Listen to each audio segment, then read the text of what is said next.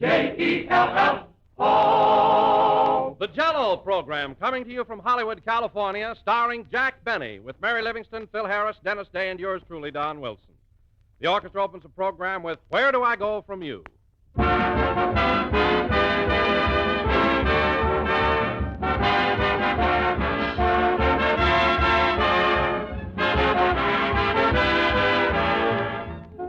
You know, it's really true that somehow the better a dessert looks, the better it tastes. In fact, that's one of the big reasons why so many people find Jell-O such a marvelous treat. Because there's a world of extra pleasure in eating a dessert that looks as gay and inviting as does Jell-O. Jell-O has a distinctive beauty all its own. There's the rosy pink that reminds you of ripe red strawberries, the bright crimson that makes you think right away of plump, juicy raspberries, as well as all of the other rich, tempting Jell-O colors. And each glowing color is just as attractive. Each grand flavor is just as delightful and refreshing as the juicy, ripe fruit itself. So, friends, enjoy a shimmering mold of glorious Jell-O right away quick, possibly tomorrow. Ask your grocer for several packages of Jell-O in all of Jell-O's 6 delicious flavors. But be sure to ask for it by name, because Jell-O is a trademark, the property of General Foods. And those big red letters on the box assure you of getting the flavor that made Jell-O famous.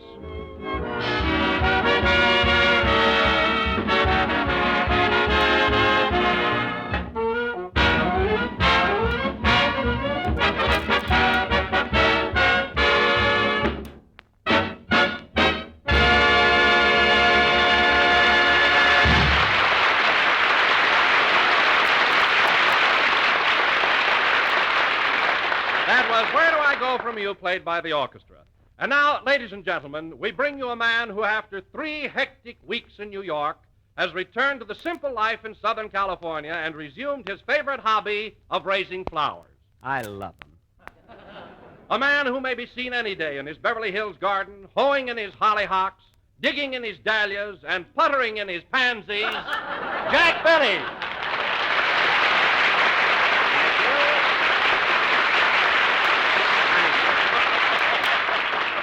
Thank you. Jell-O again. This is the man with the hoe talking. And, Don, I'm glad you gave me that introduction because it brought out a side of me that most people don't realize. Benny, the nature lover. Well, Jack, I didn't realize it myself until I read in the paper the other day that your petunias had won first prize in the Beverly Hills Flower Show. My petunias? They only won third prize, Don. They should have come in first, but they weren't trying. Weren't trying? No, they just sat there in their pots and drooped.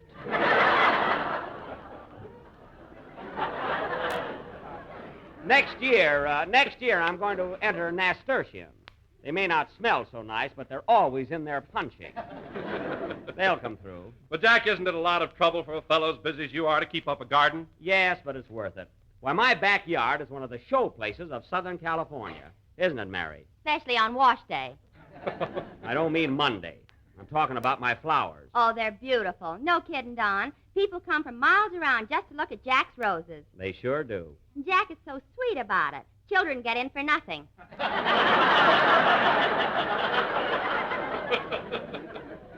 Mary. Adults, a quarter. Now, wait a minute, Mary. That 25-cent admission isn't just for the roses. It also includes a tour of the house and Carmichael's roller skating act. It just about pays for the upkeep. I'm not trying to make my backyard commercial. Go on. I fell in your swimming pool the other day, and you charged me 15 cents for a towel. That's the standard rate all over the country.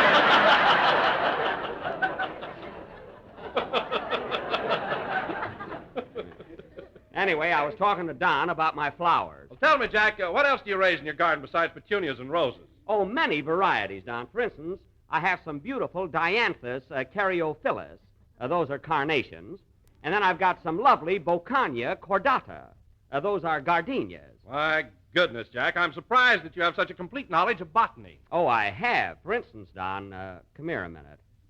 For instance, you wouldn't think to look at a flower that, well, I'll tell you about it later.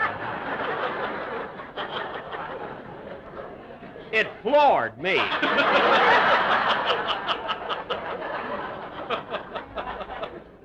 And you know, Don, I've been very successful lately experimenting with the improvement of various species of plant life. Is that so? Well, I think it's a shame, Jack, the way you go around telling people you perfected a cactus without needles. Well, I did. That cactus in my yard doesn't have a needle on it. It's just as smooth as can be. Sure, you lather it up and shave it every morning. I do not, and that's a fine way to talk after the break I've been giving you on flowers lately. Some break. You've been charging me 75 cents a dozen for carnations, and I can get them at the florist for 60. The white ones with the pink edges?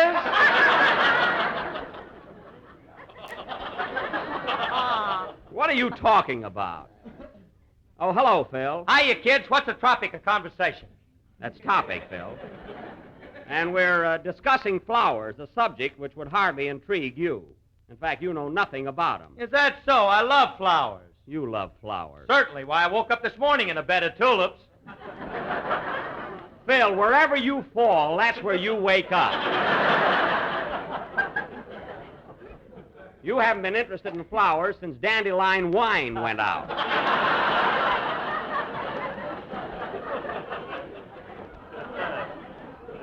And you know it. All right, so what's flowers? You smell them and throw them away. Isn't that awful? Phil, when you come over to my house next Sunday, you'll see the most beautiful garden you ever laid your eyes on. Your house next Sunday? What's going on then? Oh, didn't I tell you? I told Don and Mary before the broadcast. You see, our sponsor, Mr. Mortimer of General Foods, happens to be in town, so I'm throwing a little party for him. Incidentally, Jack, has General Foods picked up your option for next year? My option? Well, doggone. Come to think of it, no. He hasn't slept in 3 weeks, and he just found out why.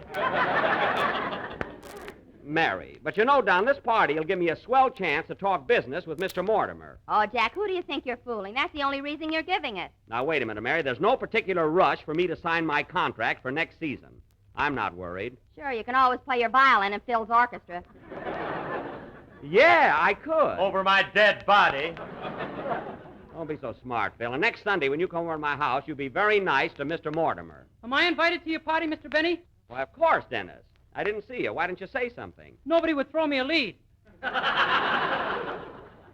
I'll throw you a lead, Dennis. Now that you've made your presence known, how about singing a song? Oh, boy, that'll be fun. There he goes again.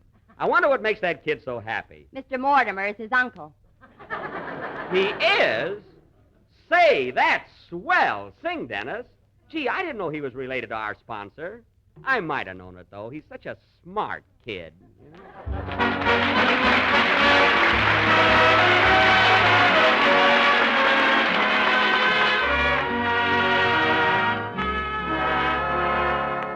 Last night we met, and I dreamed of you yet, with the wind and the rain in your hair.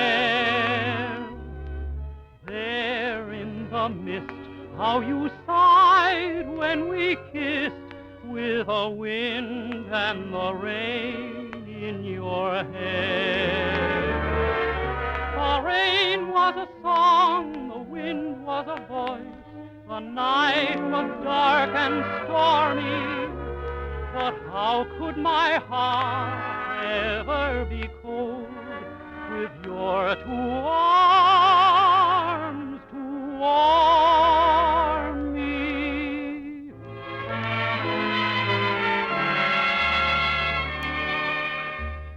I held you tight as you whispered good night, with the wind and the rain in your hair. Now it will be my favorite memory, that vision of you standing there. Darling, there in the mist, how you sighed when we kissed, with the wind and the rain in your hair. With the wind and the rain in your hair.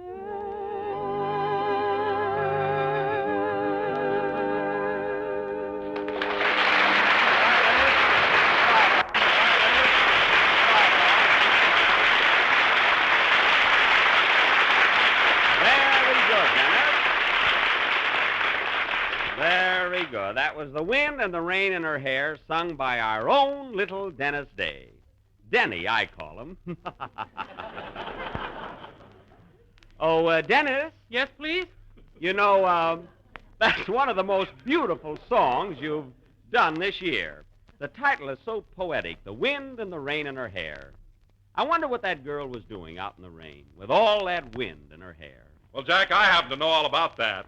The young lady in question was on her way to her neighborhood grocer to buy a package of Jell-O Oh. when suddenly a storm came up. Lightning flashed, and the wind howled and moaned all around her. Our heroine pressed on, undaunted through the driving rain. But she didn't turn back.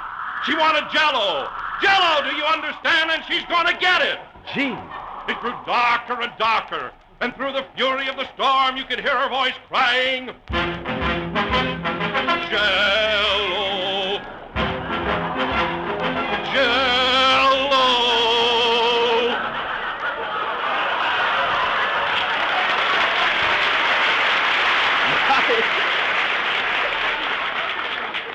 My goodness. Well, tell me. Tell me, Don. Did she get the package of Jell-O with the big red letters on the box? Yes, Jack. And after that, she went to a beauty parlor for a permanent wave. And it made her look so beautiful that she was immediately signed up for pictures. Well. And today, that girl is known to the world as Miss Barbara Stanwyck. Isn't that wonderful? Well, thank you. And if you tune in next week, ladies and gentlemen, Mr. Don Wilson, the eminent biographer, will tell the story behind Guess Who? Logan Jerkfinkel. Now you spoiled it. Get another one ready, Don. Okay. And now, ladies and gentlemen, going from the sublime to our feature attraction of the evening, tonight, the Benny you requested We'll Molested players will present their version of that sensational MGM screen masterpiece based on Kenneth Roberts' brilliant novel of American history, that outstanding cinema achievement, Northwest Passage. Thank you, Snapdragon. That's Dernicum Excelsium. I know what it is. Boulogne.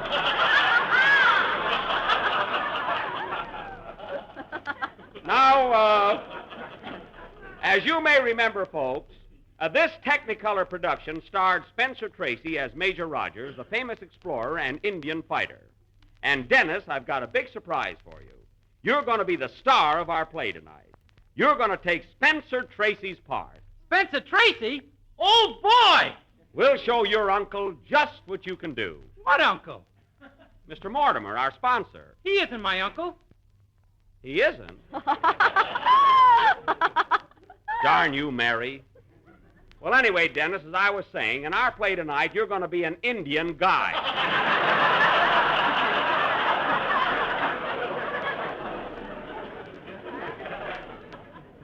That's all. An Indian guide? I thought I was going to be the star. You better keep your trap shut or you won't be anything. Had just about enough out of you. What's going on here?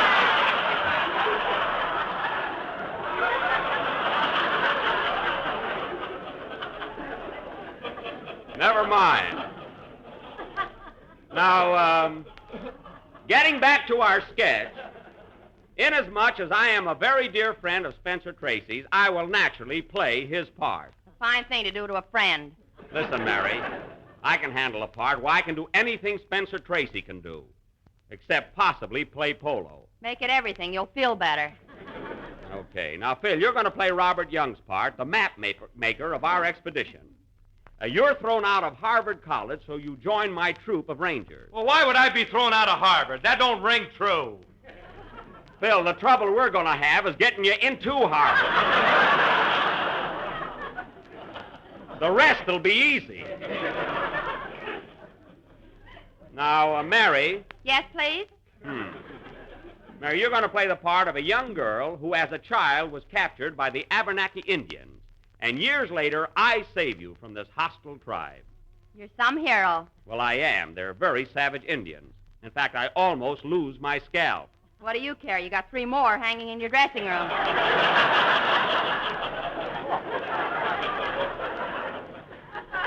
All right, now just for that, you might as well tear up that pass I gave you for my rose garden. I'm voiding it. Now, let's see, who else? What am I going to be in the play, Jack? Well, Don, you were going to be a ranger, but due to a shortage of actors, I've decided to make you a whole company of rangers. So when I call the roll, just answer here 50 times. Do I get more money for playing all those parts? Not unless you got a certain uncle. That has nothing to do with it.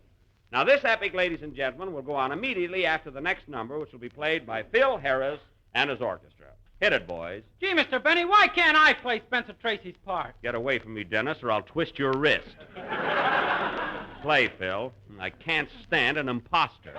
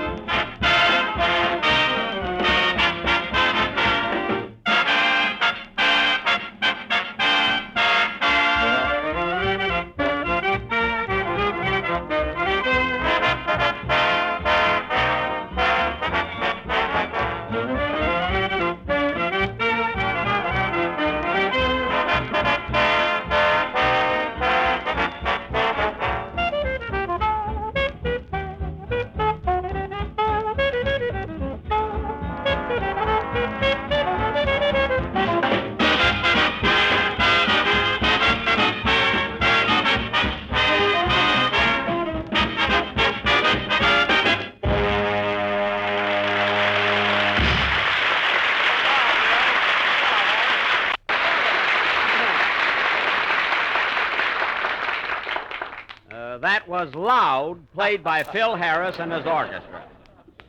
And now, ladies and gentlemen... Hold on, Jackson. That's the kind of a number you gotta play loud. Phil, you could play Low the Gentle Lark and make it sound like 8 vultures on a tin roof fighting over a xylophone.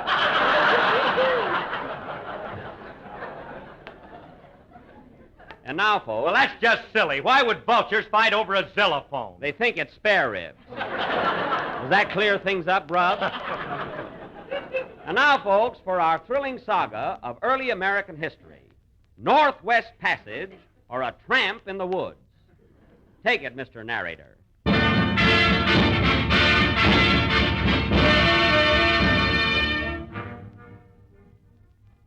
Ladies and gentlemen, the year is 1712. The scene is Crown Point, located on the Hudson River in the colony of New York.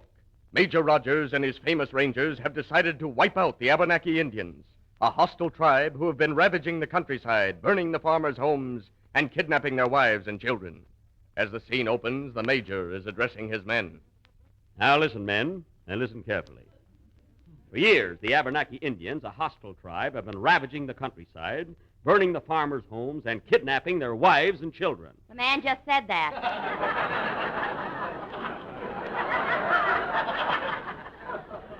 Quiet, you're not in this yet.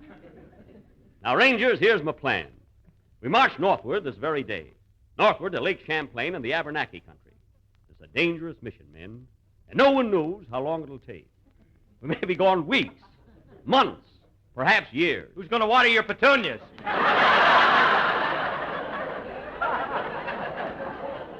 Never mind that. Now, we're all ready to go. But first, are there any objections? Yes, we object. What's the trouble, Company C? Well, half of me have wives and children, and one of me is scared to death. I expect mutiny. Well, take a little bicarbonate, and you'll be all set. Private Harris, did you draw the map of New York State like I told you to? All but the Hudson River. I can't make a night boat. Well, this is going to be some trip. Thank goodness we've got an Indian guide. All right, men, we must push on. And we'll wipe out those Abenaki Indians, or my name ain't...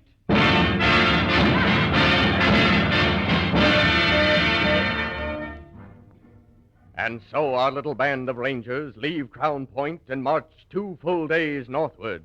It is now noon of the 3rd day. Rangers, halt! I said, Rangers, halt! Hey, fellas, stop, will you? All right, put your other foot down.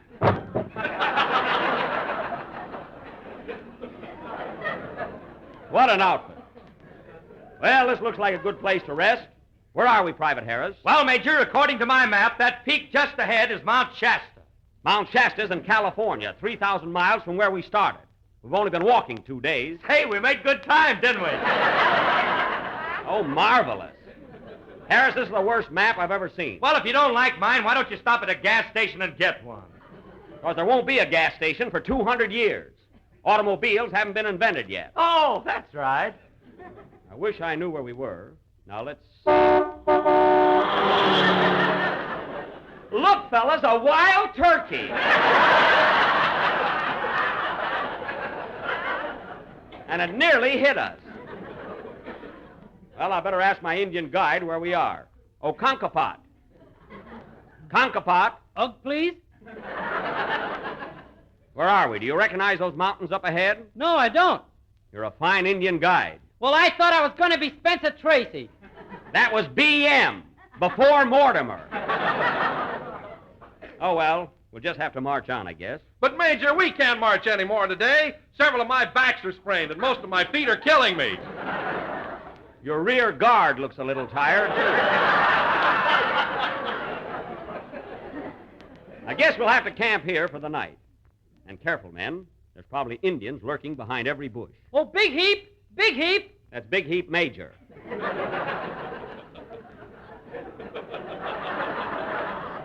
What do you want, Concopat? Look, Major, white girl. White girl? Where? Oh, yes. Hello there. Hello.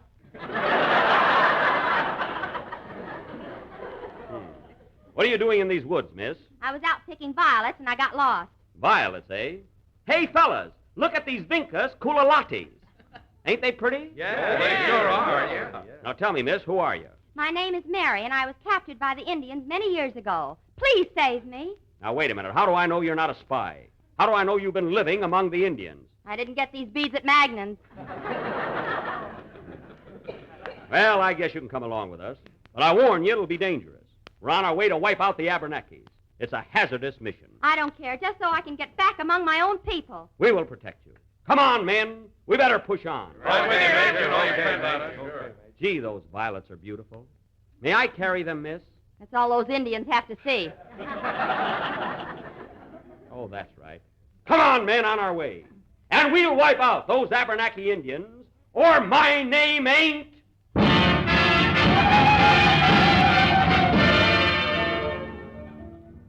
2 days later. Where are we now, Harris?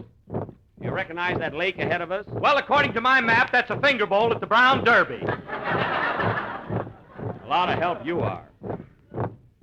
Company! I'm afraid to say halt, they'll start again.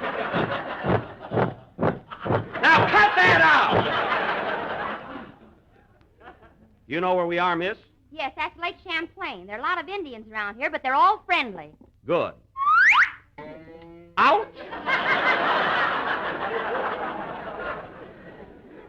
Friendly, eh? And why is this arrow sticking in me? If you look close, it says, I love you on it. Oh. Hey, Concopat, pull this arrow out. Okay. Now, listen, men. Thanks. If that's Lake Champlain, we're headed in the right direction. On the opposite shore lies Fort Wentworth. And tomorrow morning at 4 o'clock, before the Indians wake up, we'll cross the lake. All right, men, lay down. Unfold blankets. Company, sleep.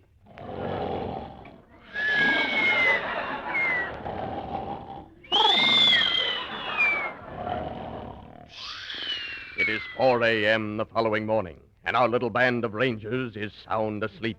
with the exception of Major Rogers, who was already awakened.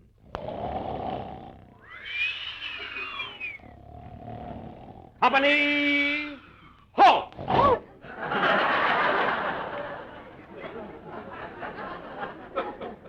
Now wake up, men, and no one speak above a whisper. The slightest sound will warn the Indians of our presence. Turn off that alarm clock! All right, men, on your feet and down to the canoes. Remember, not a sound, or we're doomed. Gosh, it's dark. It sure is. Not so loud. 4 o'clock in the morning, a fine time to get up. Quiet. Now, everybody behind me, single file. Quiet now. Quiet. Whoops! Harris, watch your musket.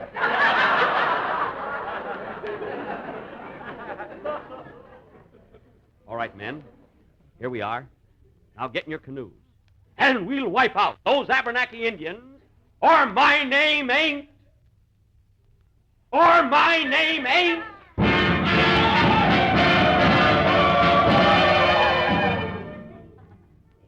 6 months later, and we pick up our brave little band of rangers, footsore and weary, somewhere near Lake Champlain. They have been unable to find the Abenakis or Fort Wentworth, and have been without food for 8 weeks. In other words, things is bad.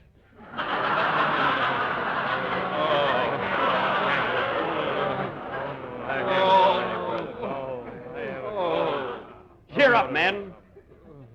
Cheer up. We must have faith and courage. But we're starved, Major, starved. And I've lost half of my men. Well, on you, it looks good. Gee, I'm hungry, too. Here, have a bite of my moccasin. Moccasins are no good without ketchup. Well, men, you've been brave and loyal soldiers. But I'm afraid this is the end.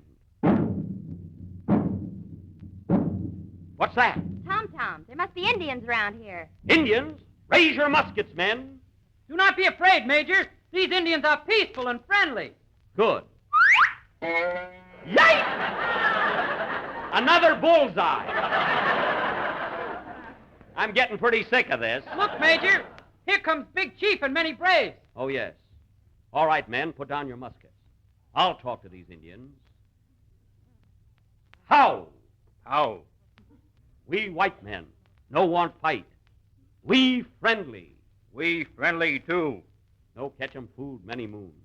Tell me, Chief, which way Fort Wentworth? Fort Wentworth? Yes. I don't know. Hey, Red Brother, which way Fort Wentworth? I don't know. Hey, Thundercloud, which way Fort Wentworth? I don't know. Hey, Geronimo! Never mind! Let it go! We'll find it ourselves! Come on, men! Forward, march!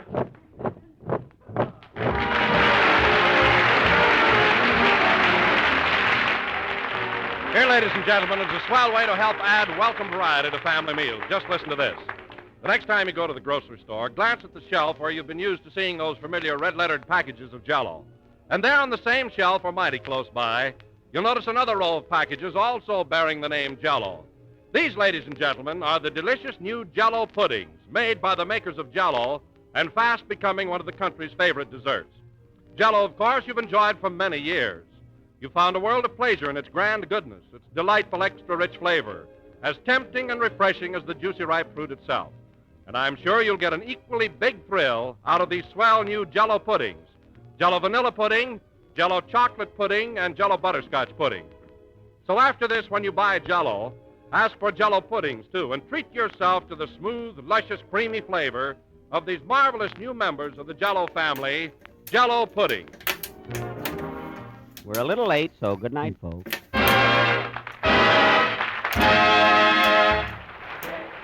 This is the National Broadcasting Company.